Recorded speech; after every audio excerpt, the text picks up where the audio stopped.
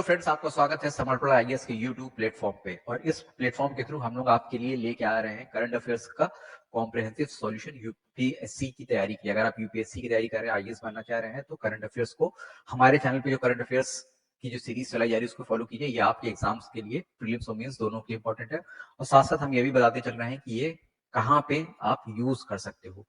तो चलिए, आज का हमारा जो टॉपिक है वो है यूएस गवर्नमेंट का proposed department on government efficiency, जिसका नाम दिया गया है डोगे। अभी आपने सुना होगा या फिर आपने पढ़ा ही होगा इसके बारे में कि अभी रिसेंटली यूएस में इलेक्शंस हुए हैं। जो किसने जीते हैं? जो इनके फॉर्मर प्रेसिडेंट थे, प्रेसिडेंट ट्रम्प, वो अब एक बार फिर से प्रेसिडेंट बनने वाले हैं। जब जो बाइडेन जाएंगे तब जनवरी में ट्रम्प फिर से अपना प्रेसिडेंसी संभालेंगे। और उससे ही पहले उन्होंने अपने नॉमिनीज को इलेक्ट करना, सेलेक्ट करना शुरू कर दिया है कि ये सेक्रेटरी ऑफ स्टेट रहेंगे, ये एफबीआई के चीफ रहेंगे, ये ट्रेजरी डिपार्टमेंट के रहेंगे, चीफ रहेंगे, तो मतलब डिपार्टमेंट ऑफ ट्रेजरी को संभालेंगे। तो उसी उसमें उन्होंने एक नया डिक्लेरेशन किया है या फिर नई घोषणा की है कि वो एक नया डिपार्टमेंट टाइप का बनाएंगे जिसका नाम होगा डिपार्टमेंट ऑफ गवर्नमेंट एफिशिएंसी। और ये हमारे लिए इंपॉर्टेंट क्यों है? क्योंकि इस डिपार्टमेंट को संभालने के लिए दो इंडिविजुअल्स को इसका रिस्पॉन्सिबिलिटी दी गई है, जो हमारे जिनके बारे में आप जानते होंगे, इसका काफी नाम भी सुना होगा। उनमें से एक तो काफी फेमस है। और इस डिपार्टमेंट का क्या काम रहेगा वो हमारे गवर्नेंस के लिए इंपॉर्टेंट है। आइए, चूंकि ये टॉपिक आईआर का है, इंटरनेशनल रिलेशन का है, लेकिन उसके साथ साथ हम लोग को ये भी देखना है कि जो वर्ल्ड की गवर्नमेंट है वो अपना फिस्कल डेफिसिट कम करने के लिए क्या क्या कर रही है। क्योंकि फिस्कल डेफिसिट जो है वो इंडिया में भी एक बहुत बड़ी प्रॉब्लम है। फिस्कल डेफिसिट का मतलब होता है गवर्नमेंट की जितनी रेवेन्यू होती है उससे ज्यादा उनका एक्सपेंडिचर होता है, और वो जो रेवेन्यू और एक्सपेंडिचर का गैप होता है उसको भरने के लिए गवर्नमेंट्स डेट लेती हैं, डेट उठाती हैं, मतलब कर्ज लेती हैं बाहर से। तो वो कभी कभी अनसस्टेनेबल हो जाता है। तो गवर्नमेंट्स जो है ऑल ओवर द वर्ल्ड इस चीज से परेशान रहती हैं। अक्सर बहुत ज्यादा जो होती है वो कभी कभी डेट जो होता है वो अनसस्टेनेबल हो जाती है।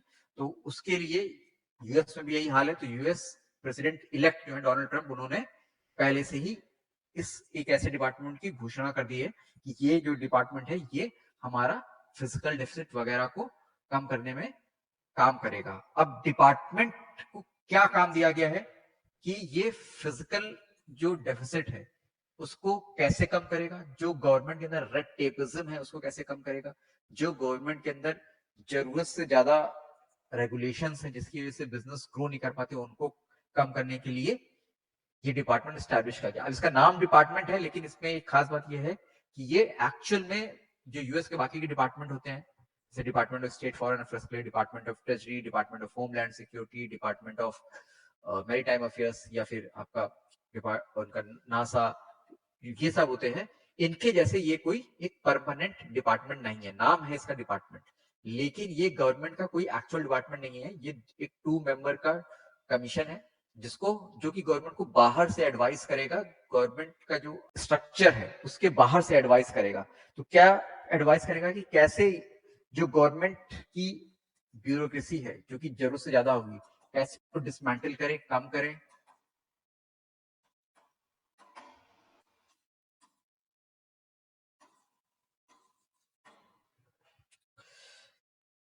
कैसे एक्सेस रेगुलेशन जो बिजनेस के ऊपर लगाते हैं उनको कम करें।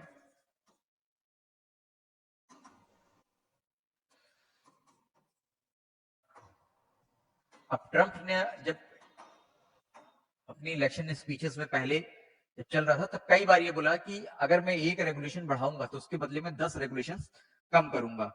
जितना भी वेस्टफुल एक्सपेंडिचर है उसको कट किया जाए।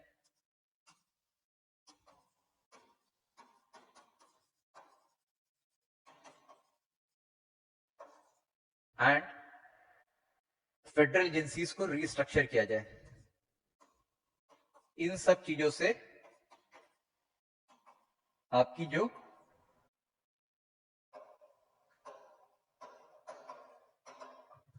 गवर्नमेंट की फिजिकल डेफिसिट है वो कम होगी और गवर्नमेंट लीन होती जाएगी। लीन का मतलब और एफिशिएंट होती जाएगी। अभी गवर्नमेंट में जरूरत से ज्यादा सिविल सर्वेंट्स हैं, जिसकी वजह से रेड टेपिज्म, रूल्स और प्रोसीजर के ऊपर ज्यादा ध्यान है बजाय इसके कि प्रॉपर गवर्नेंस देने में। तो अब इसके जो कमीशन के जो ये इसका मैंडेट है पूरा कि गवर्नमेंट की ब्यूरोक्रेसी को कैसे डिसमेंटल किया जाए, कैसे उसको रिड्यूस किया जाए, कैसे एक्सेस रेगुलेशन है उनको कम किया जाए, कट किया जाए, वेस्टफुल एक्सपेंडिचर जहां हो रहा है गवर्नमेंट का उसको कट किया जाए और फेडरल एजेंसीज को रिस्ट्रक्चर किया जाए ताकि वो लीनर और एफिशिएंट बन जाए।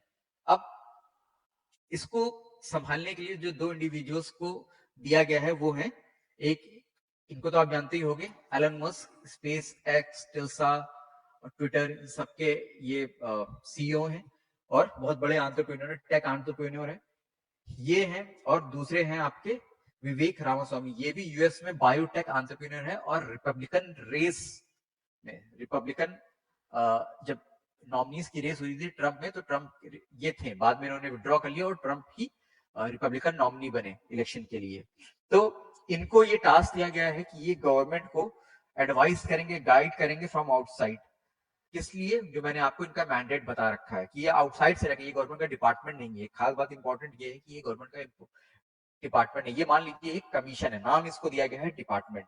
तो ये व्हाइट हाउस जो है जहां पे प्रेसिडेंट रहते हैं, प्रेसिडेंट का जो ऑफिस होता है व्हाइट हाउस, और उसके साथ साथ यूएस में एक और इंपॉर्टेंट ऑफिस है, office of management and budget, ओएमबी,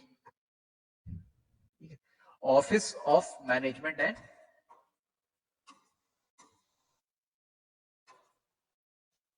and budget. इस ऑफिस के साथ और व्हाइट हाउस के साथ मिलके ये लोग लार्ज स्केल स्ट्रक्चरल रिफॉर्म्स लेके आएंगे।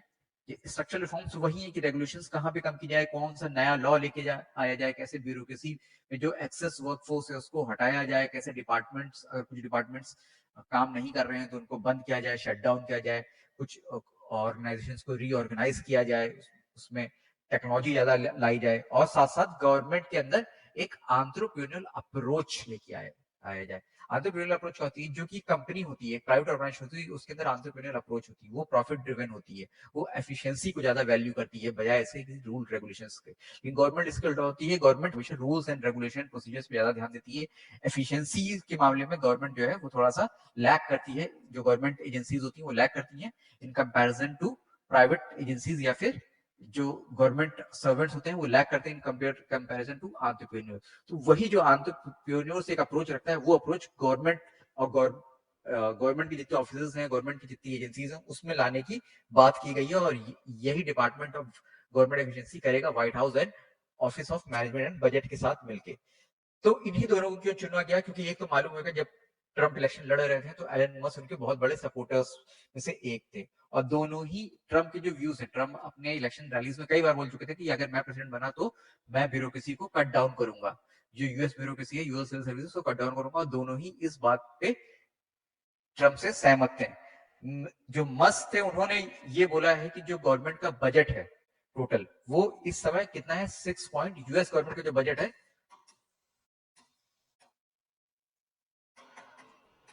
वो 6.5 ट्रिलियन डॉलर है, और उन्होंने इसको बोला है कि इसमें से एटलीस्ट 2 ट्रिलियन डॉलर्स बचाए जा सकते हैं या कट डाउन किए जा सकते हैं। और वो कैसे करेंगे? वही रेगुलेशंस वगैरह को कम करके, ब्यूरोक्रेसी को कम करके। और उन्होंने बोला है कि गवर्नमेंट जो है वो लीन होनी चाहिए, कि एलन मस्क का ये कहना है, गवर्नमेंट जो है वो लीन होनी चाहिए विथ फ्यू एम्प्लॉयज। अब जो इनकी कंपनीज है एलन मस्क की, उनमें जो इनका काम है उससे हम लोग देख के समझ जाते हैं कि ये फ्यू एम्प्लॉयज या कम एम्प्लॉयज को ही ज्यादा अपनी ऑर्गेनाइजेशन के अंदर ये हायर एंड फायर बहुत करते हैं, और लीन रखते हैं अपनी ऑर्गेनाइजेशन को या अपनी कंपनीज को, और कम से कम एम्प्लॉयज के अंदर ज्यादा से ज्यादा काम कराना पसंद करते हैं। और रामा स्वामी ने भी यही बोला था अपनी इलेक्शन स्पीच में, रैलीज में, और बाद में जब ट्रंप का सपोर्ट कर रहे थे कि कई फेडरल एजेंसीज काम नहीं करती हैं, इनको डिसमेंटल कर देना चाहिए, जो सिविल सर्विस से काम नहीं करनी चाहिए करती है उसको रिड्यूस कर देना चाहिए, और जो इंटेलिजेंस एजेंसीज हैं उनको रिस्ट्रक्चर करना चाहिए। अब ये मतलब ऐसा भी नहीं है कि ये जो बोल रहे हैं ये गलत ही बोल रहे हैं, कुछ ना कुछ इनके बोलने के पीछे कारण है। यूएस गवर्नमेंट का एक और ऑफिस है, मतलब एक और डिपार्टमेंट है जिसका नाम है US government accountability office, GAO। इसकी रिपोर्ट्स सुन लीजिए, इसकी रिपोर्ट क्या कहती है कि जो फिस्कल गवर्नमेंट का लॉन्ग टर्म, जो फेडरल गवर्नमेंट का जो लॉन्ग टर्म फिस्कल फ्यूचर है वो अनसस्टेनेबल है। मतलब कि इनके पास डेट ज्यादा है, जो यूएस की फेडरल गवर्नमेंट है उनकी डेट बहुत ज्यादा है। और इनका कहना है कि 2023 में जो ये यूएस गवर्नमेंट की पब्लिक डेट है, जो उसने कर्जा उठा रखा है, वो 97% है ऑफ जीडीपी की। और यही 2028 में ये पब्लिक डेट 106% हो जाएगी यूएस जीडीपी के। और अगर कोई स्टेप नहीं लिया गया, कोई पॉलिसी नहीं अपनाई गई जिससे क्या कहते हैं खर्चे कम किए जाए, तो क्या होएगा, जो डेट होगी वो उस डबल द रेट पे ग्रो करेगी देन जीडीपी। जीडीपी अगर 100% ग्रो करेगी तो डबल, और तो जो पब्लिक डेट है वो उसके 200% ग्रो कर जाएगी 2050 तक। तो 2050 तक अगर कोई स्टेप नहीं लिया जाता है तो उस केस में यही पब्लिक डेट जो है आपकी 200% हो जाएगी यूएस जीडीपी के। तो ये सिचुएशन जो है ये अनसस्टेनेबल है, क्योंकि इसमें गवर्नमेंट जो कमाएगी, जो रेवेन्यू आएगा, वो सारा का सारा किसको अदा करने में चला जाएगा, जो उसने डेट उठाई होगी, जो कर्जा लिया होगा, उसको अदा करने में चला जाएगा। और जो कि एक अनसस्टेनेबल है कि फिर गवर्नमेंट बाकी सब चीजों पे, वेलफेयर पे कहां से खर्चा करेगी, सैलरीज कहां से देगी, अगर वो सब कुछ पेंशन कहां से देगी, अगर वो सब कुछ अपना कर्जा देने पे ही निकल, उसका सारा पैसा चला जाएगा। तो इसीलिए गवर्नमेंट ऑफ जो गवर्नमेंट अकाउंटेबिलिटी ऑफिस उसने ये भी बोला है कि एक सस्टेनेबल फिजिकल पॉलिसी होनी चाहिए जो कि इंश्योर करे कि जो पब्लिक डेट है वो एक कम, रिलेटिवली डबल ना, लेकिन रिलेटिवली जीडीपी से कम ग्रो करे, ठीक है, ताकि उसको अदा करने के लिए फ्यूचर गवर्नमेंट्स उसको अदा करने में सक्षम हो या केपेबल हो। अब इसी को ध्यान में रखते हुए ये चीज डोनाल्ड ट्रंप को मालूम थी और उन्होंने इस चीज को ध्यान में रखते हुए डिपार्टमेंट ऑफ गवर्नमेंट एफिशिएंसी की घोषणा की, या फिर उन्होंने डिक्लेयर, या फिर उन्होंने मतलब घोषणा की कि मैं एक जब प्रेसिडेंट बनूंगा तो एक ऐसा डिपार्टमेंट बनाऊंगा। अब क्या ये डिपार्टमेंट एफिशिएंट होएगा, कितना एफिशिएंट हो सकता है, उसके बारे में भी थोड़ी सी बात कर ली जाए। अब लोगों का कहना है कि चूंकि ये आपका बाहर का डिपार्टमेंट है, कोई डिपार्टमेंट है नहीं, ये एक्चुअल में गवर्नमेंट के बाहर एक ऐसी कमीशन बना दिया गया जिसको नाम दे दिया गया है डिपार्टमेंट। तो ये केवल एक रिकमेंडेशन दे सकता है कि कैसे फेडरल खर्चे कम किए जाए, फेडरल रेगुलेटरी पावर रिड्यूस किया जाए, लेकिन अल्टीमेटली उन रेगुलेशंस को कम करने के लिए, उन खर्चों को कम करने के लिए जो कांग्रेस होगी, यूएस की पार्लियामेंट, इसको कांग्रेस बोलते हैं, उनको वोट करना पड़ेगा, उनको इस तरह के एक्ट लाने पड़ेंगे कि जो फाइनल जो इनकी रिकमेंडेशन उनका इम्प्लीमेंटेशन करने के लिए वही एक्ट लेके आएगी, वही अप्रूव करेगी इन सब चीजों को। तो अगर वो अप्रूव नहीं करेगी तो ये रिकमेंडेशन केवल रिकमेंडेशन ही बन के रह जाएंगी। तो इस ये रिकमेंडेशन फाइनली कितनी भी अच्छी रिकमेंडेशन दे ये दोगे, लेकिन अल्टीमेटली उनका इम्प्लीमेंटेशन कांग्रेस के ऊपर डिपेंड करता है, और इस ऑफिस के ऊपर डिपेंड करता है, office of management and budget, और दूसरी फेडरल एजेंसीज के ऊपर ही भी डिपेंड करता है कि वो अगर उनको रिस्ट्रक्चर करने की बात की जा रही है तो वो कितना इन रिकमेंडेशंस को मानती हैं। दूसरी बात ये है, ये कमीशन केवल 2 साल के लिए बनाया गया है, मतलब 2 साल का 1 साल के अंदर की, इसका जो इसका टेन्यूर है वो जुलाई 4 2006 में एंड हो जाएगा, ठीक है, उसके अंदर ही इसको अपनी सारी रिकमेंडेशन देनी है। तो इसका जो वर्क है वो तो जुलाई 4 2026 में कंक्लूड हो जाएगा। तो ऐसा माना जाता है कि जो इनकी रिकमेंडेशन है उनका लॉन्ग टर्म इम्पैक्ट, अगर इनको इंप्लीमेंट किया जाता है लॉन्ग टर्म इम्पैक्ट पड़ेगा। कोई फेडरल एजेंसीज का इमीडिएट शट डाउन नहीं, कोई एफबीआई को तुरंत का तुरंत शट डाउन नहीं कर दिया जाएगा। एग्जांपल दे रहा हूँ कि कोई फेडरल एजेंसी है तो उसका तुरंत इमीडिएट शट डाउन नहीं हो जाएगा। और जो गवर्नमेंट सर्विसेज, जो गवर्नमेंट सर्वेंट्स है, गवर्नमेंट एम्प्लॉय है, उनका तुरंत का तुरंत उनको ऐसा निकाला भी नहीं जाएगा, तो उनके तुरंत जॉब लॉस नहीं होगा, क्योंकि अल्टीमेटली क्या बोला गया है कि अल्टीमेटली कांग्रेस के ऊपर और जो office of management and budget और दूसरी फेडरल एजेंसीज है उनके वो लागू करती है कि नहीं उसके ऊपर डिपेंड करता है।